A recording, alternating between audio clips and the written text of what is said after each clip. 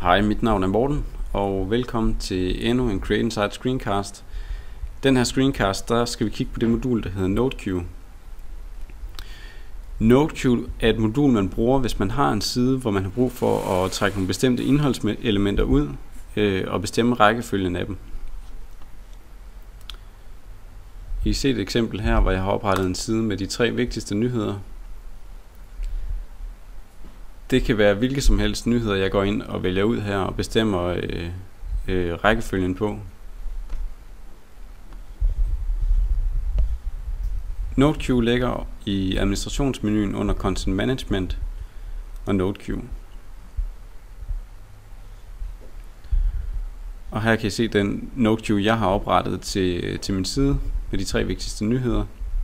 I kan se, at den her NodeQueue har plads til 3 indholdselementer, altså 3 nyhedsteaser er der plads til på siden, og lige i øjeblikket er der i forvejen lagt 3 ind, så NodeQueuen er fuld. Hvis jeg trykker vis, så kommer jeg herind, hvor jeg kan omarrangere nyhederne i forhold til hinanden, bestemme rækkefølgen på dem. Jeg kan fjerne elementer, og jeg kan tilføje.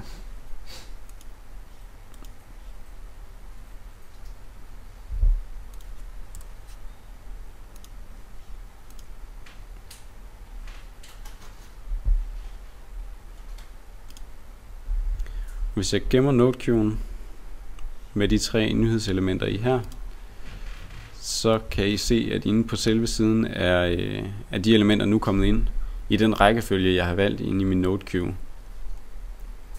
I nogle tilfælde, ikke i alle tilfælde, men i nogle tilfælde, så vil der også til en NodeQueue være en blok. Det er den, jeg har lagt herude med de 3 vigtigste nyheder, hvor den bare viser overskriften på de 3 nyheder i samme rækkefølge, som jeg også har valgt ind i min NodeQueue. Hvis jeg går ind under Site Building og Blocks, så kan I se, at den ligger herovre i min right sidebar. Og det er egentlig grundlæggende, hvordan NodeQueue fungerer i Drupal.